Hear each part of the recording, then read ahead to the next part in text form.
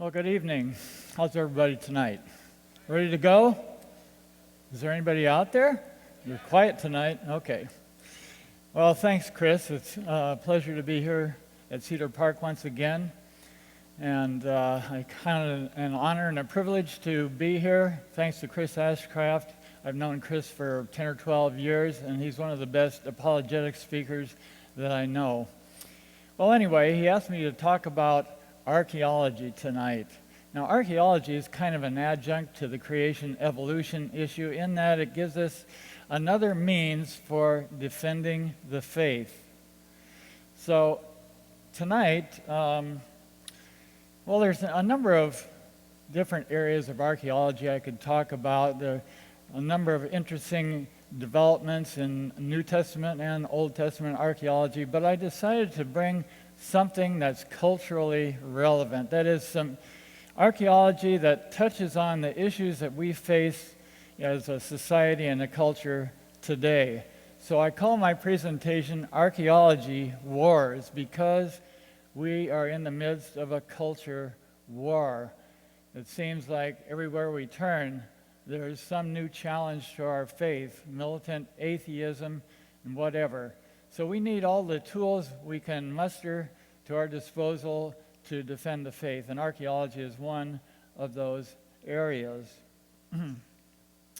We might ask the question, does archaeology prove the Bible?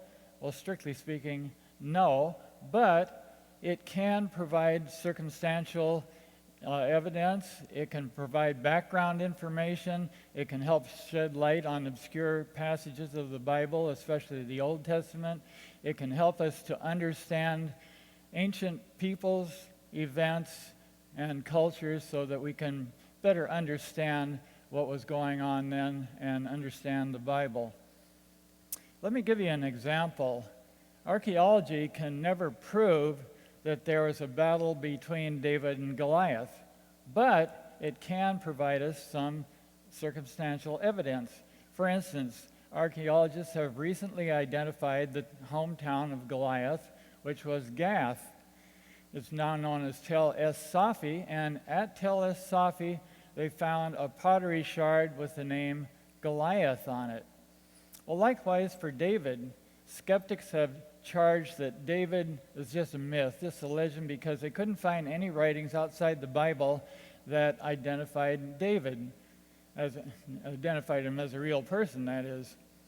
But recently, at a place called Tel Dan, they've uncovered what they call the David inscription. Dating from the 8th century BC, it talks about the house of David. So archaeology has confirmed that, yes, these were real people, just like you and I. Well, before I get started, do you know what an archaeologist is? An archaeologist is a person whose life is in ruins. Okay. So, on with the presentation. The screen is a little stretched out. I apologize for that. We couldn't get the computers to talk to each other right, but I think this will work. So I'm posing two questions tonight. First, why did God command the Israelites to wipe out whole cities and have the sites of Sodom and Gomorrah been located? Now, these are two different questions, but I tie them together to answer the question or the charges by skeptics that the God of the Old Testament is unfeeling, unjust, unfair, and so forth when he pronounced judgment against sin. So both of these questions, they both attempt to answer that question, that charge. Why did I pick these particular areas? Well, I like sometimes to point out a quote from Martin Luther. He says, "If I profess with the loudest voice and the clearest exposition every portion of the truth of God, except precisely that little point which the world and the devil are at that moment attacking, I am not confessing Christ." So I'm bringing some points that, yes, the world and the devil are attacking at this moment. There's plenty of skepticism to go around, For instance, Miller Burroughs of Yale University says the excessive skepticism of many liberal theologians stems not from a careful evaluation of the available data, but from an enormous predisposition against the supernatural. Now, we could apply that same quote to the creation evolution issue. They don't want to acknowledge that God is real, He's created supernaturally, and He's interested in us as persons, in our lives. So, typical of this is a quote that I'm going to show you from Richard Dawkins. Was God unjust in commanding Israel to wipe out the Canaanites? Well, Dawkins thinks so. If you haven't heard of Richard Dawkins, he's a famous, or should I say infamous, atheist who's written a number of books trying to prove that there is no God. Well, he says the God of the Old Testament has got to be the most unpleasant character in all fiction, jealous and proud of it, petty, vindictive, unjust, unforgiving, racist. This is from one of his films in his book, The God Delusion. He continues this rant for most of a page. So this is the kind of atmosphere we're up against these days. Let's take a look at a few scriptures to see if we can identify what Dawkins objects to. The first one is from Numbers, and it's talking about the Israelites during the conquest of Canaan. It says, "And they, the Israelites, warred against the Midianites just as the Lord commanded Moses. And they killed all the males." Jumping down to verse 17, Moses telling them, "Now therefore, kill every male among the little ones, and kill every woman who has known a man intimately." And I'll bring a couple others just to get the flavor of what Dawkins is objecting to. This is at the Battle of Jericho, and they utterly destroyed all that was in the city, both man and woman, young and old, ox and sheep and donkey with the edge of the sword. And finally, one more quote, Deuteronomy 7:2. "And when the Lord your God," this is Moses speaking, "delivers them over to you, you shall conquer them and utterly destroy them." Talking about the Canaanites and the surrounding nations. "You shall make no covenant with them, nor show mercy to them." Now, if we stopped right there, it would seem like, wow, is this the God we serve? But on the other hand, look at the Psalms, 145, verse 8. "The Lord is gracious and full of compassion, slow to anger, and great in mercy." Well, Dawkins and others say, well, these are contradictory. But either they haven't done their homework to find out the circumstances of the commandments, or they're deliberately ignoring them. So let's use archaeology to see what we can find out as to why God gave those commandments the way He did. Here's a map of Canaan at the time of the conquest. We're going to look at examples from 4 different cities in the area: Megiddo, Gibeon, Gezer, and Petra, which is just off the map there. It turns out that during this time, even the Greeks and Romans were shocked at the things that the Canaanites were doing in the name of their religion. Their gods were bloodthirsty and brutal, delighting in battle and uncontrolled sex.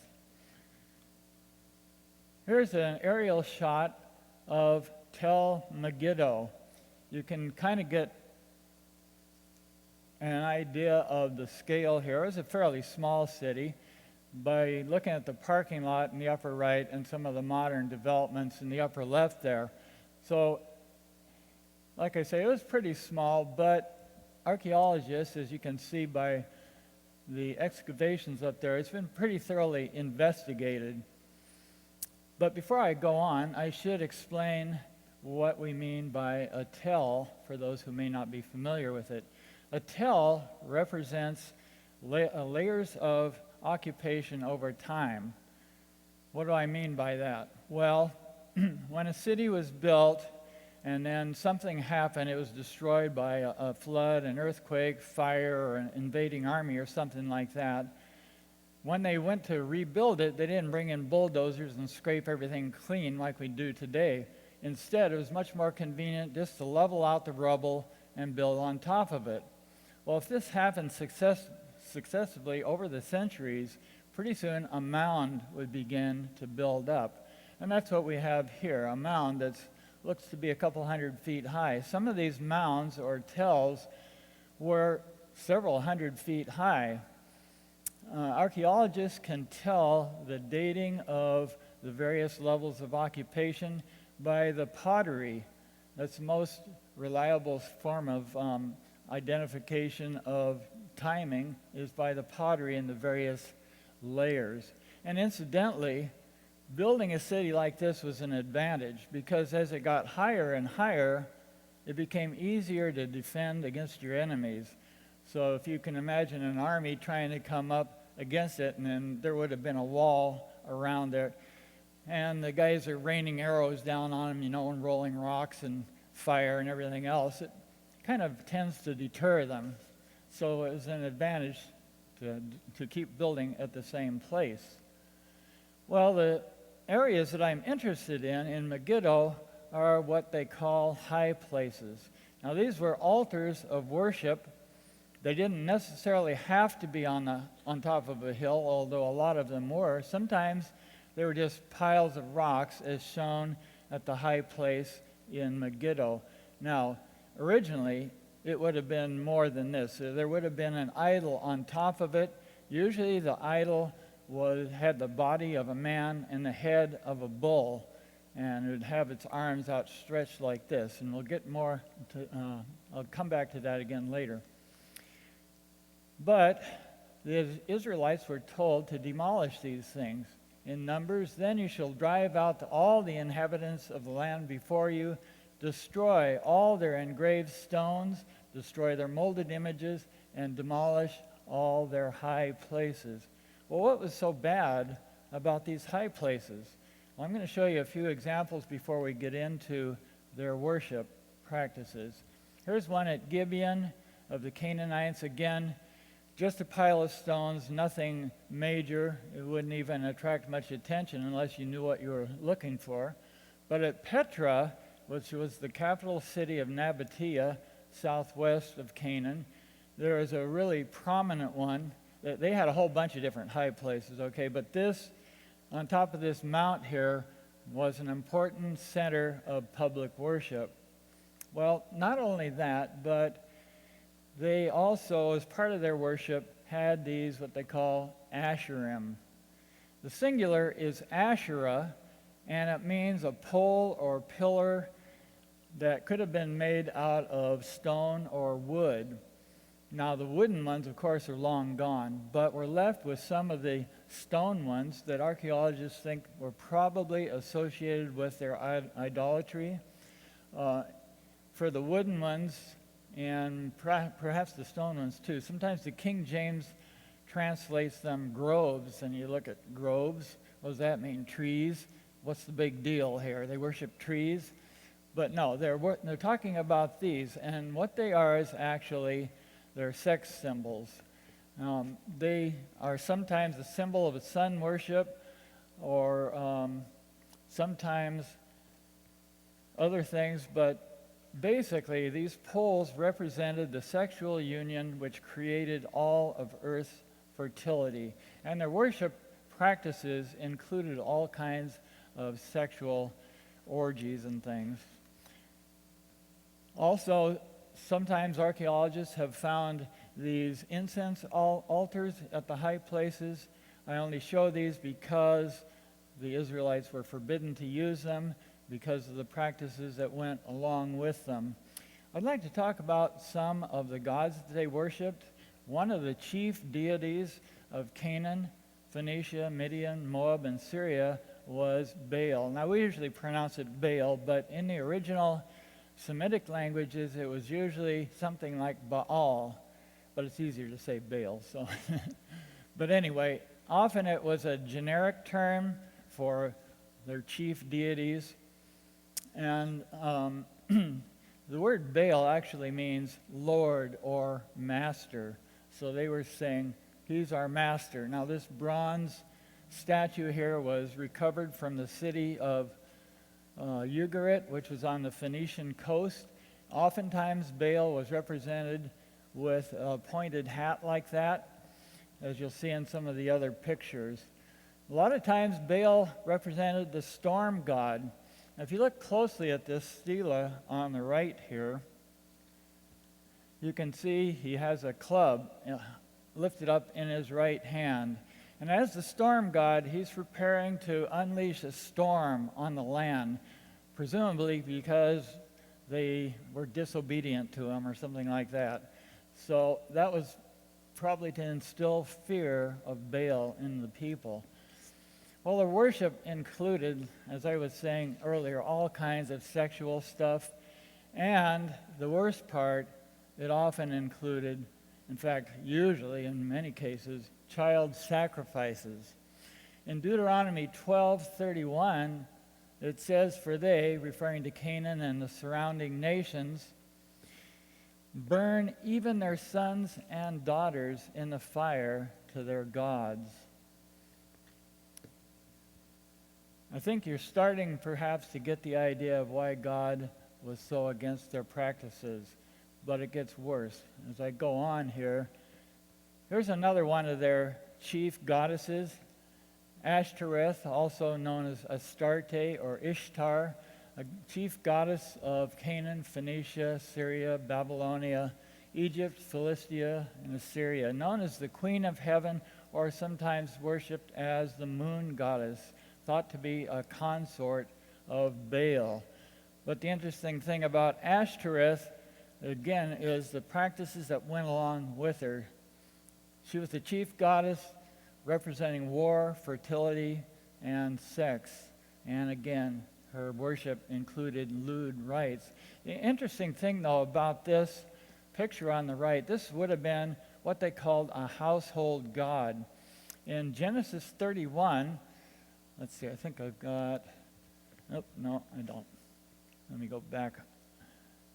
In Genesis 31, there's a story of Rachel. Her father Laban accused her of stealing the household gods. Actually, he accused Jacob, but she was the one that stole them. She was sitting on a camel saddle, pretending to be sick, and he was searching the tent, never did find the household gods. But Rachel was still hanging on to the old idolatry and took one of these household goddesses or gods with her, maybe several of them, as shown in Genesis 31. Well, there's another nasty dude by the name of Chemosh. Chemosh was the national god of Moab, Canaan, and Ammon. Now, on the left here, he's shown riding a chariot with somebody else, possibly Ashtoreth, I'm not sure. On the right, he's seated at a throne. The arms are missing, but they would have been extended something like this. Now, Chemosh, as I say, was particularly nasty in demanding child sacrifice. And here's a picture of that very thing with a scriptural quote, 2 Kings 3:27, talking about Mesha, the king of Moab. Then he took his eldest son, who would have reigned in his place, and offered him as a burnt sacrifice, burnt offering on the wall. Can you imagine offering your flesh and blood, your own flesh and blood, your own family members to some idol in the most horrific type of death? And yet that's what we see on the right. There's the idol, as I mentioned, with the body of a man, the head of a bull, and here's a guy about to offer a baby to Chemosh. And the way it would work is, you can see there's a fire down here and a fire also in his chest. They'd put the child on the extended arms. The child would curl up in pain and fall through to the fire below. You can see a priest on the right blowing a flute. This was to drown out the screams of the kids. So you're beginning to get the picture as to why God was against these things. Another character that they liked to worship, very similar to Chemosh, was Molech, sometimes known as Milcom. The picture on the right there is from a Babylonian cylinder seal. And this was a piece of clay that had these images rolled into them. In other words, picture a rolling pin with designs carved into them. They'd take this rolling pin-like thing and roll it into wet clay and make the design like this. On the right is Milcom or Molech. A child is about to be sacrificed to him, and the priests with their musical instruments are on the left. The Phoenicians also represented an allied god known as Kronos, or sometimes Saturn.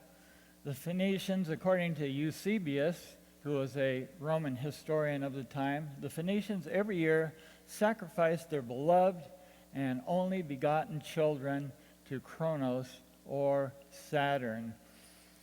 In Leviticus, it tells the people not to do that.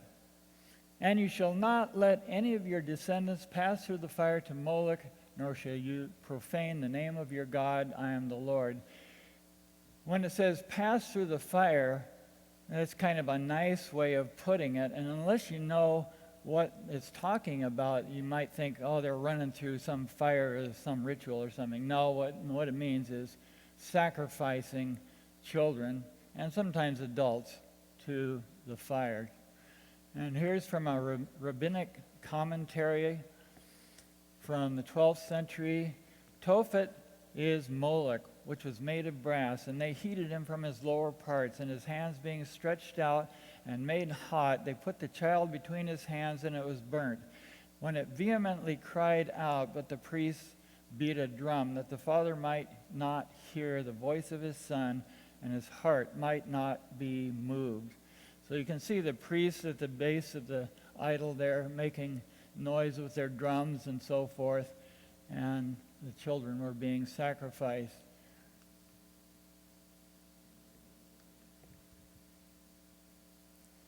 If that wasn't bad enough, the Canaanites often practiced something known as foundation sacrifices. On the right, it's a little hard to see, but there's an earthenware jar with the skeleton of a baby in it. They would bury the children, they would sacrifice them first and then bury them under the foundations of a building, apparently to appease their gods. Sometimes they apparently even sacrificed adults. On the drawing on the left shows an adult skeleton.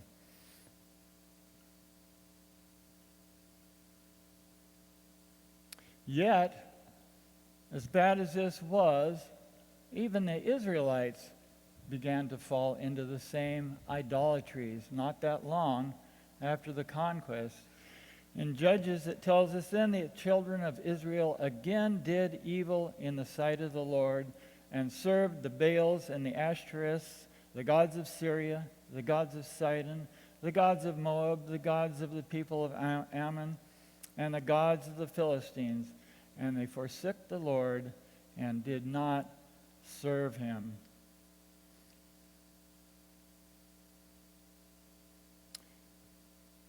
You may recall, too, that later on, even King Solomon fell into this practice because he brought in all of those foreign wives. It tells us that he had 700 foreign wives and 300 concubines, and they turned his heart toward their gods. He built them altars, high places for Chemosh and Molech. And so he apparently was the one who reintroduced the practice into Israel because his son then abandoned God. And for they also built for themselves high places and pillars and Asherim on every high hill and under every green tree.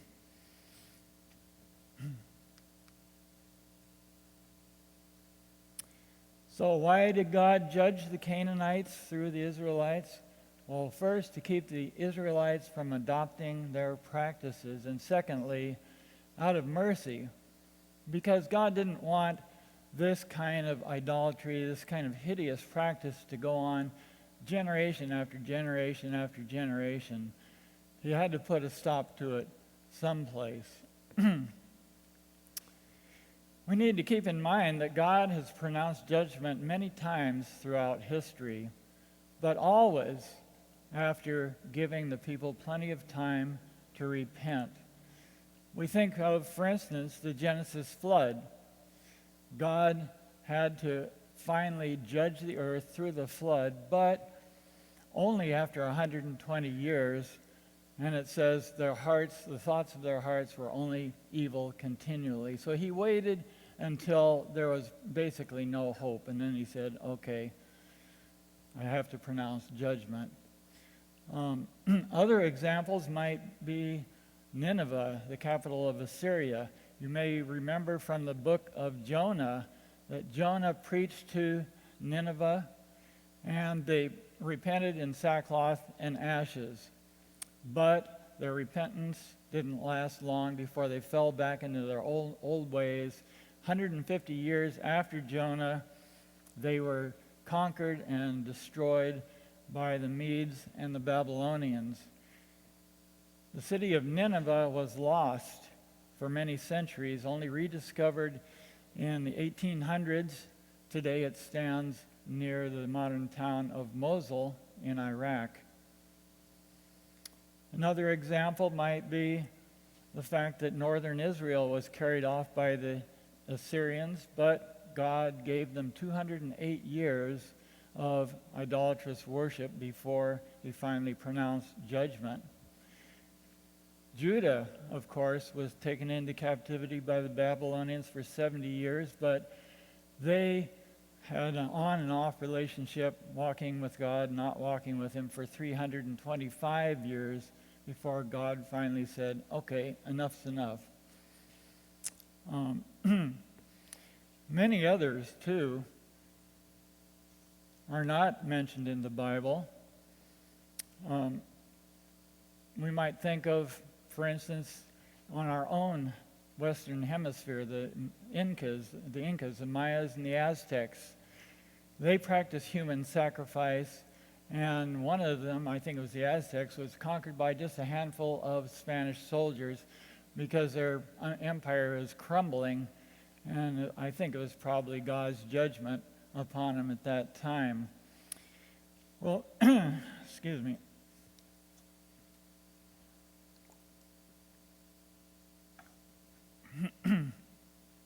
Atheists like to criticize God for pronouncing judgment on sin, and yet on the other hand, have you ever heard somebody say, well, if there's a good God, why is there so much evil in this world? So I can't believe in any God like that. Well, you can't have it both ways. You can't have God stomping on us the minute we cross over the line, or versus a God that does nothing and just lets the world fall deeper into depravity. So he gives us plenty of time to repent, to come back to him before he finally has to say, okay, this is not going anywhere, so I've got to do judgment. So he kind of takes a middle-of-the-road approach, but he would rather be kind and compassionate for as long as possible. Atheists like Dawkins need to consider that things really haven't changed since the days of the Canaanites and the Israelites. We don't have to look far at all into our own recent history to see how men, women, and children are killed in war. For instance, I like to think of World War II, where both sides bombed cities, leveled cities, and many people who weren't actually involved in the battle were killed. So anyway, let's look at Jeremiah 9:24 for a moment. But let him who glories glory in this, that he understands and knows me, that I am the Lord, exercising loving kindness, judgment, and righteousness in the earth. For in these I delight.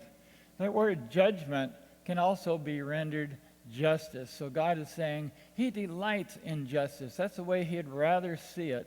A just earth, a just people. But justice also demands judgment. That is, if he didn't judge somebody for all their wrongdoing, then where would be the justice? To wrap up this section, I want to talk about the second commandment just briefly, which tells us not to make idols. But I'm not going to read the whole thing. I'm just going to pull out this one portion where it says, visiting the iniquity of the fathers on the children to the third and fourth generations of those who hate me.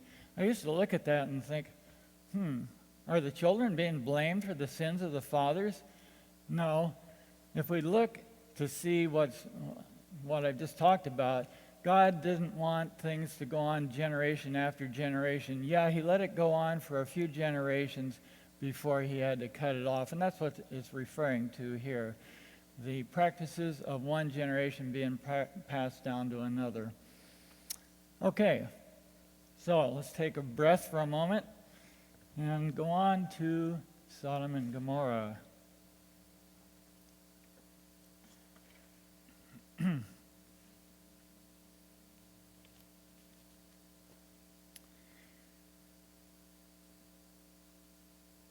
I'm sure most of you are familiar with the passages in Genesis 19 where it talks about how God overthrew the cities. It says, then the Lord rained brimstone on fire on Sodom and Gomorrah from the Lord out of the heavens.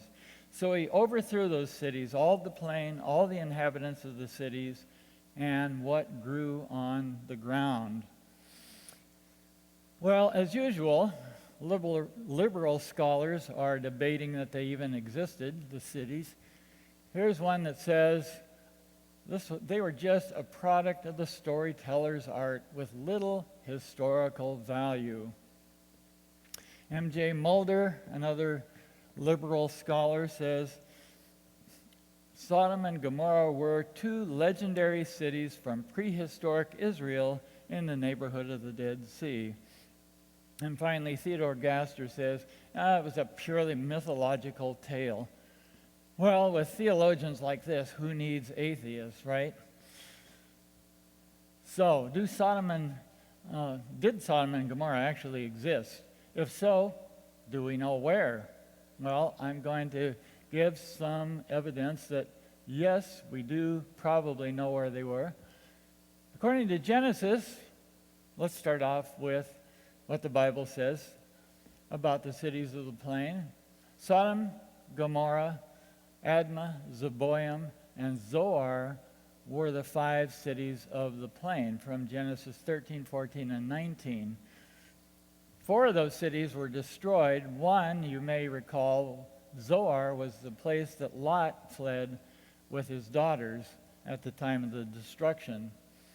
Another telling scripture is in Genesis 14, where it says they were located in what's called the Valley of Siddim, where there were bitumen or asphalt or tar pits.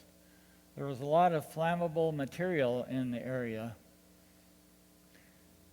According to most conservative scholars, Sodom and Gomorrah were destroyed about 2066 BC, give or take a year or two, during what they call the Age of the Patriarchs. Archaeologists refer to it as Early Bronze Age 4. Well, let's look at some possible locations for these infamous cities. I'm going to give 4 different possibilities. Location number 1 is a location favored by the now passed away archaeologist, amateur archaeologist actually, Ron Wyatt. He says he thinks it was northwest of the Dead Sea. Another view by a famous archaeologist by the name of W.F. Albright, he thought it was somewhere underneath the Dead Sea, either in the northern lobe or the south part. Another opinion is that they were to the southeast of the Dead Sea at location number 3. This is favored by Dr. Bryant Wood of the Associates for Biblical Research, Dr. Steve Austin, formerly with ICR, and others.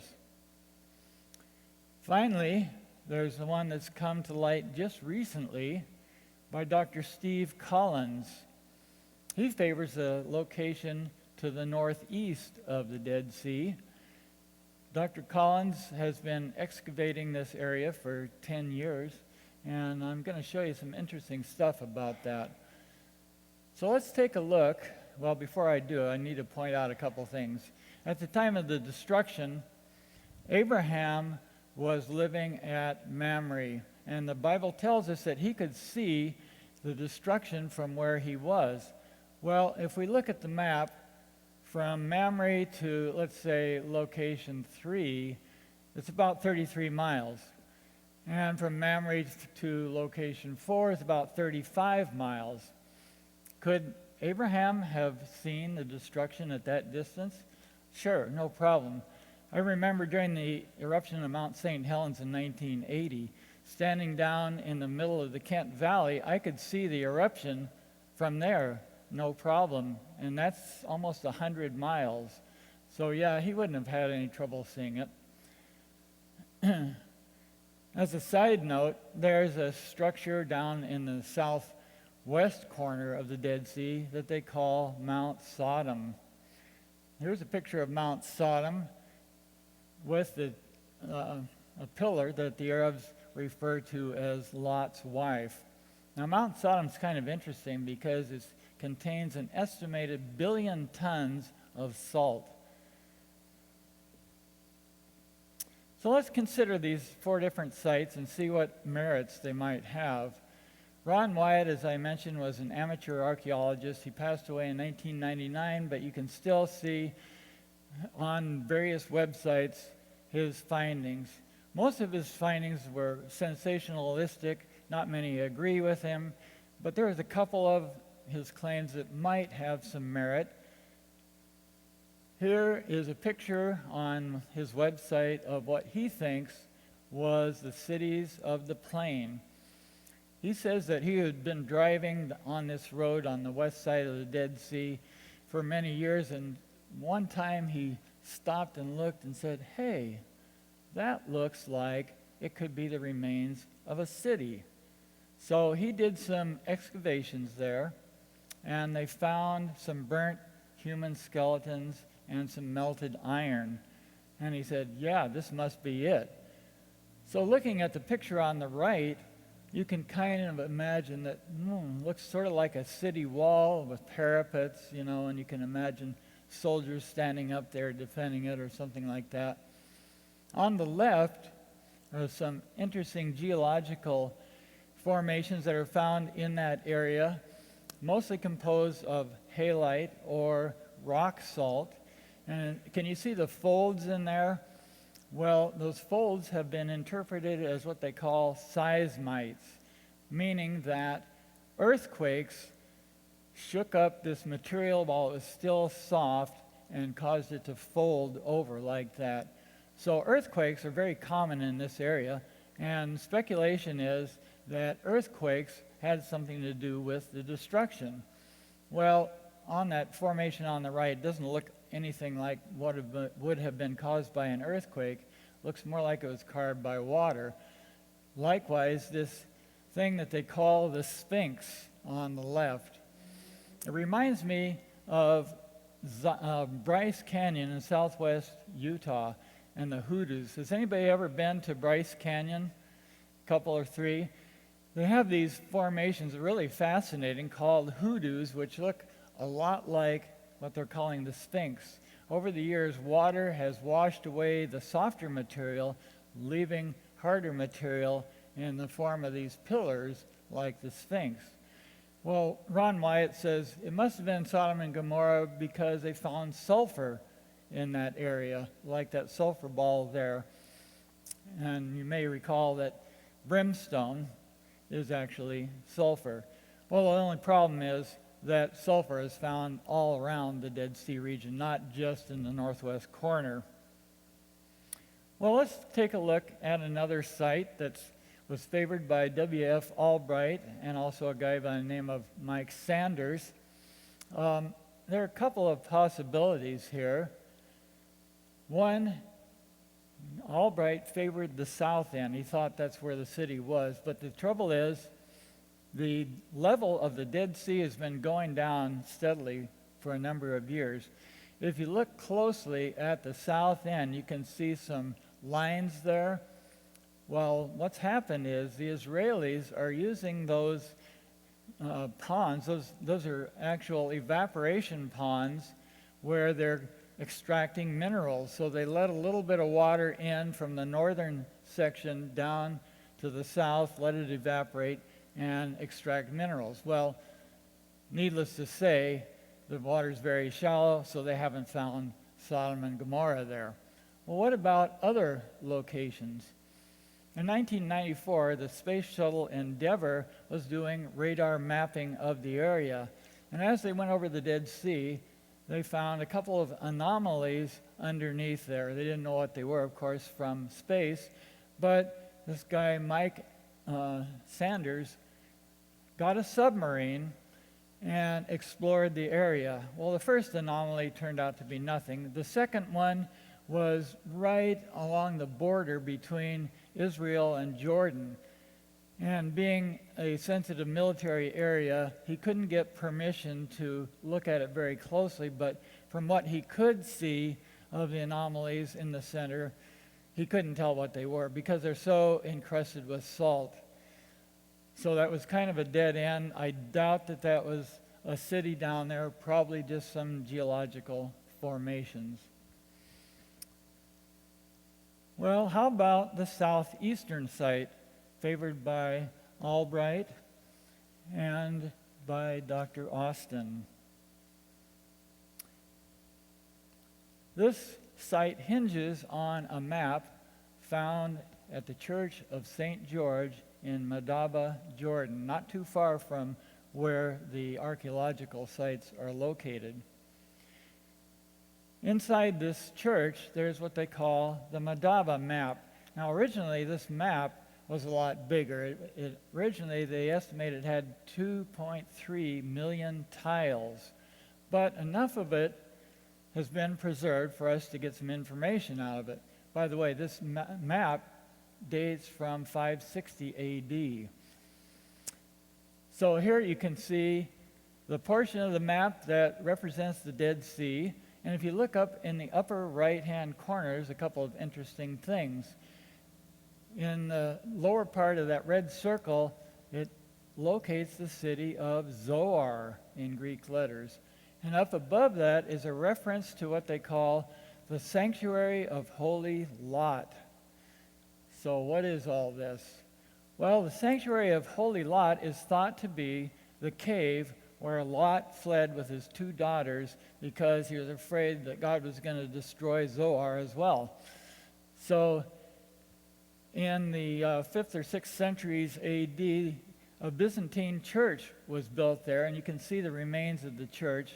It was later abandoned and only rediscovered in 1991, so they think that was the place where Lot lived, right near Zoar. In the red circle there is the location, according to the Madaba map, of Zoar, and actually there's a modern town there known as Safi. Now the other locations are where location 1 there would be where they think Sodom is. Location number 2, Gomorrah, and Zeboim and Admah on the south end there. So let's take a look at the archaeology of those areas. Remember, they had to be fairly close because when Lot fled from Sodom, he fled at dawn and he reached Zoar by noon, by midday. So they had to be pretty close. In the 1970s, Dr. Wood, with the Associates for Biblical Research, did extensive investigation of this area. The modern town is known as Babedra. The excavations at Babedra showed things like this. There you can see the remnants of what was the city gate and the city wall. Here are a couple of aerial shots of the archaeological site. On the left are some buildings that they had uncovered. On the right, oh yeah, and there's a gate system there too. That was what I wanted to mention. On the right, there's a picture of what they call the charnel house. What's a charnel house? Well, it's sort of like a funerary building, something on the order of a mortuary, something like that. The interesting thing is, though, that they found that these buildings burned down, but they didn't just burn down normally, they burned from the roof downwards. They found an ash layer that was anywhere from 3 to 7 feet thick, and underneath the ash layer they found human skeletons. So something caused these buildings to burn, the roofs caved in, and burned the victims underneath. There are a couple of other shots of the excavations carried out in Bavedra by Dr. Wood and his associates. The one on the right is supposed to be a charnel house as well.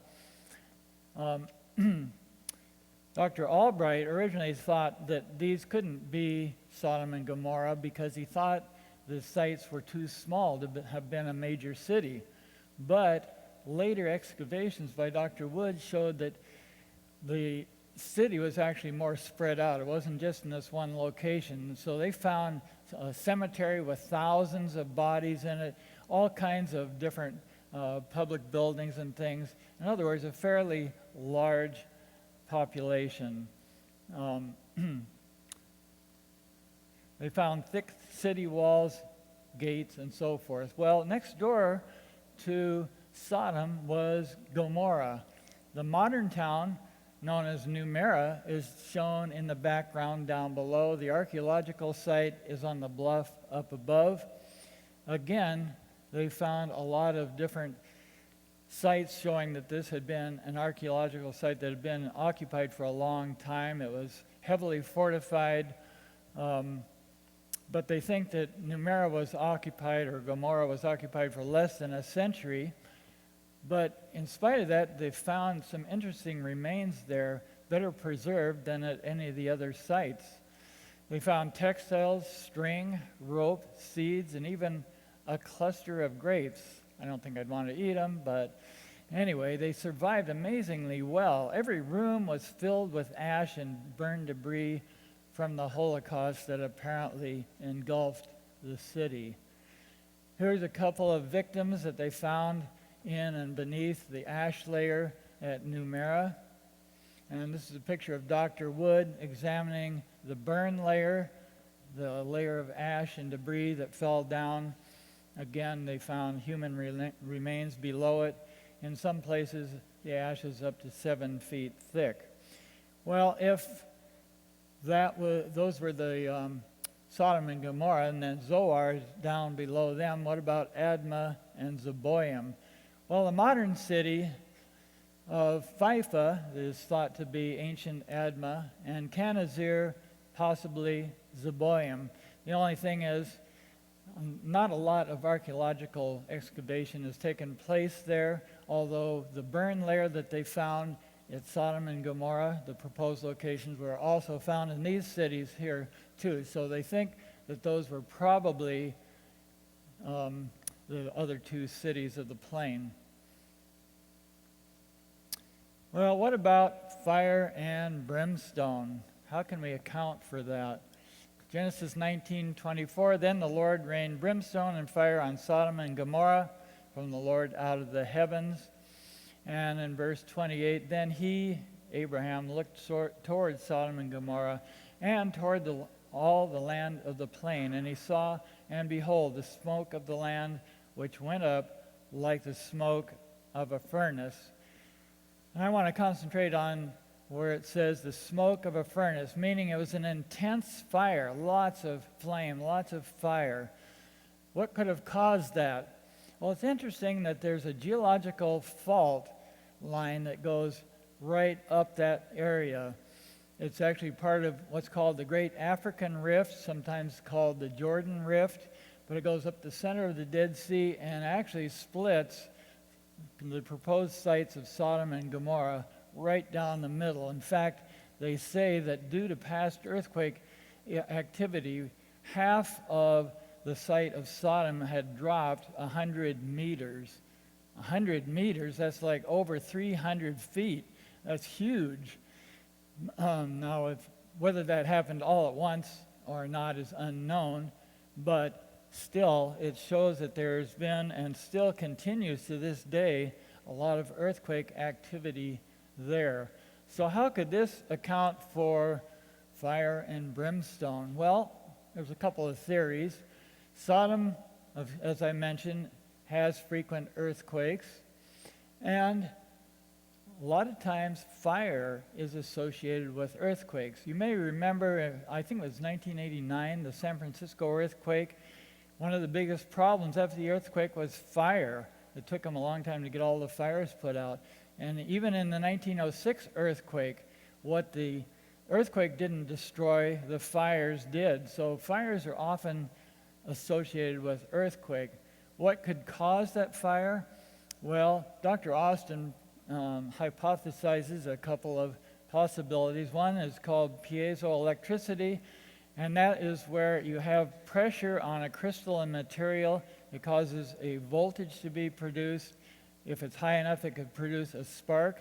We know that there is a lot of flammable material in the area. In fact, the Israelis have about a couple dozen oil and gas wells there today. So there was a lot of these tar seeps, a lot of natural gas seeps, and so it's like a disaster waiting to happen. Dr. Austin says also that there may have been a deposit of magma down below the surface, that when the earthquake happened, it opened up a rift briefly, enough to expose the magma to the gases and so forth, and cause a fire. That's just one theory. Okay, so for the final proposal, the northeastern site by Dr. Collins, Dr. Steve Collins with the tall el-Hammam excavation project. As I mentioned, they're in their 10th season of digging there. He started with the Bible, Genesis 13:10, and he goes by this passage. And Lot lifted up his eyes and saw all the plain of Jordan, that it was well watered everywhere before the Lord destroyed Sodom and Gomorrah, and Lot journeyed east. Well, the interesting thing about this passage is the word plain. In Hebrew, the word is kikar. Kikar can be translated as circle or disc. So Dr. Collins was saying, circle or disc, where could that be in the Jordan Valley? Well, again, looking at a map of the area, we remember that Mamre was where Abraham was when the destruction took place. Up north, between Bethel and Ai, is the place where Lot and Abraham parted company. It says that Lot journeyed east. Okay, so what's east? Well, Dr. Collins says he thinks this is the Kikar, the circle of the Jordan. And on the northeastern portion of this circle is Tel el-Hammam. Now, Tel el-Hammam is a huge archaeological site. The image is stretched out a little bit so you don't get the true proportion there, but it's a few hundred feet high, and he says he thinks it was occupied for 3,000 years. That's open to question, but the point is it was a huge mound. He said it would take centuries to excavate everything there. But the things that they have found are quite interesting. First of all, in Genesis 19:1, it says Lot was sitting in the gate of Sodom. Okay, so there had to be a gate someplace, which implies, if there was a gate, that the city had to be fortified. Okay, so on the left there is shown some of the remains of one of the gates of the city. On the right is a drawing of what they think the gatehouse looked like. If you look in the center there, you see pillars. This is known as a pillared gatehouse. And the pillared gatehouse was actually not of Canaanite origin, but I'll come back to that later. When we think of a gate, we may not truly appreciate what the Bible means. When I think of a gate, I think of these old Western forts, with the log gates that swing open. But actually, the entrance was quite small, but the gate complex in many of these cities was quite large. In these gate houses, all kinds of public business was conducted. It was a seat of government. They had open town meetings there, business deals. They liked to hang out there and talk and so forth. So it was a social center. It wasn't just an opening in the wall. At the site, they've uncovered, again on the left, one of the gate towers, and number 2 shows the remains of an earlier gate, so it had been rebuilt at least once. On the right is a rampart. A rampart was where they took and piled earth and dirt up against the city wall, and then they would pack it down on top with hard clay. Why did they do that? Well, to make it harder for an enemy to tunnel under their walls. And they had to climb up a steep slope if they were going to attack the city. All the time, the defenders were raining arrows and rolling rocks on them and all this stuff. So it kind of tended to be a deterrent. So they uncovered part of the original rampart there. This shows in false color the thickness of the original city walls. I think they were something like 23 feet thick. But the interesting thing, according to Dr. Collins, is they found this burnt material called trinitite. Trinitite is formed under a temperature of 8 to 10,000 degrees Celsius when pottery or sand or some material like that is exposed to these high temperatures. Just very briefly, it actually melts, and then when it hardens, it forms this glass-like material called trinitite. The name trinitite comes from 1945, the first atomic bomb test in New Mexico. After the explosion, they went and investigated the site and found this burnt material caused by the blast, and so they called it trinitite after the code name of the test, which was called Project Trinity. Well, it turns out that since Dr. Collins discovered these shards, these burnt material pieces there at Tel el-Hammam, they've been found in other places around the world. Meteor crater in Arizona is one of them, caused by the impact of a huge meteor at one time, and so they found some of this in the crater. But the interesting thing is that in addition to this trinitite, they found a layer of black ash over the whole site, and he says a half meter thick, about 1.5 feet. Also, burned skeletons that were grotesquely distorted. In other words, they died a horrible death. They found bricks that were originally just mud bricks, but they had been baked by the intense heat. So Dr. Collins comes up with what he calls the airburst theory. That is to say, when a comet or a meteor hits our atmosphere and blows up, before it hits the surface, it can cause tremendous damage even without hitting the surface. This was illustrated in 2013. You may remember the story of that meteorite that blew up over Russia. As it turned out, it didn't cause much damage because it exploded so high in the atmosphere, but if it had come down nearer the surface, it would have caused tremendous damage. Well, Dr. Collins thinks that this could explain the trinitite, that a giant asteroid or meteor or something came down over the city and exploded in tremendous heat, causing the trinitite to form.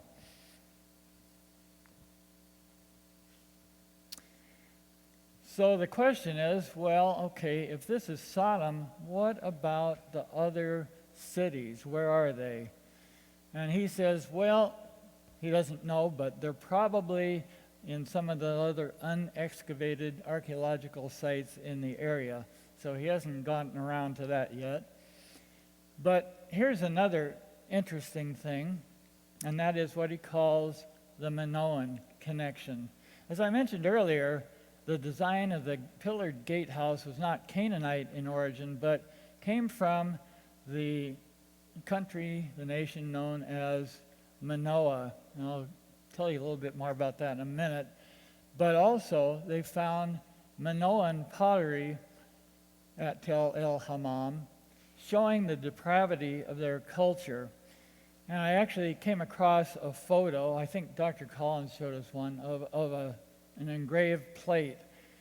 But it was so bad, I couldn't possibly show it here. I mean, it'd be like showing pornography in church. If I showed it, I'm sure Chris would escort me to the door rather quickly. So you'll just have to use your imagination. Let's just say it was really bad, showing how depraved their culture was. Having contact with Sodom and Gomorrah, they may have spread their practice to them. So here is the ancient Minoan civilization, which was centered around the island of Crete. And Dr. Collins says, well, they somehow had contact with the land of Canaan, apparently across the Mediterranean. But the interesting thing is, in their culture, in the neighborhood of Crete, there's an island with a mountain called Mount Santorini. The island is also called Santorini, also known as Thera. But the interesting thing is, it was the site of a huge volcanic eruption.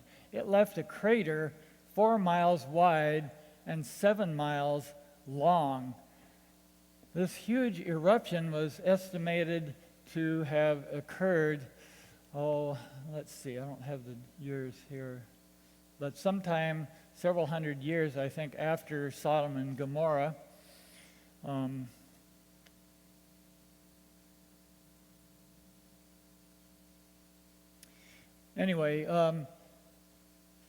This crater, this volcanic eruption, was estimated to be 4 times the size of the 1883 eruption of Krakatoa. They think about 24 cubic miles of material was ejected from this crater. And that's like, well, Mount St. Helens was nothing compared to this. It was like maybe 24 times the size of Mount St. Helens. And they think it generated a tsunami of an estimated 115 to 492 feet in height.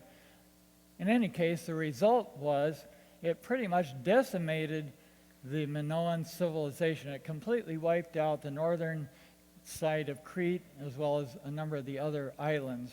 So was this God's judgment on Minoan? Well, I don't know, but it could have been.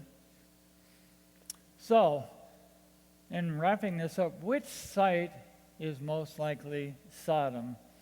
Well, I think we can forget about the first 2 sites, but the 2 main ones, Tel el-Hammam and Babedra, are probably the best candidates. Babedra has several arguments in its favor. That is, 5 southeastern sites on wadis. They had sources of water. They're good places to build. The remains of the other 4 cities are there, including Zoar.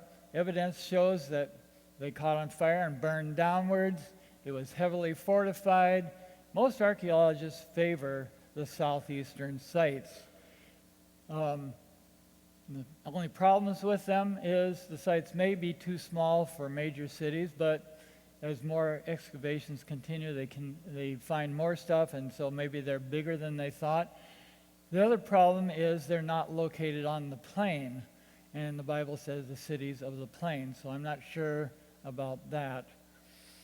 On the Tel el-Hammam side, Dr. Collins feels that this is the correct site because it's directly east of Bothell.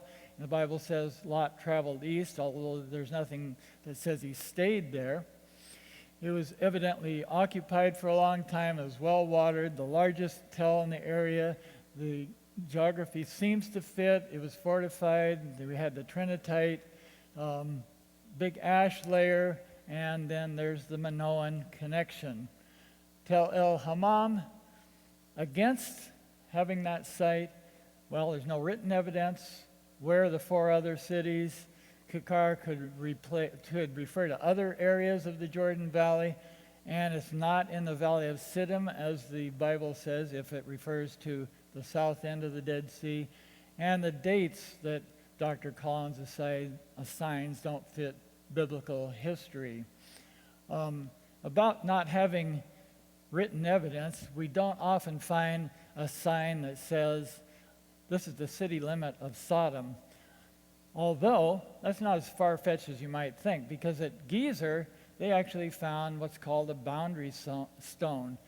They found a stone with an engraving that says, the boundary of Gezer. So who knows? Maybe they'll find something like that someday. Well, to add to the evidence that says that there actually was a Sodom and Gomorrah, I'd like to quote a few historians.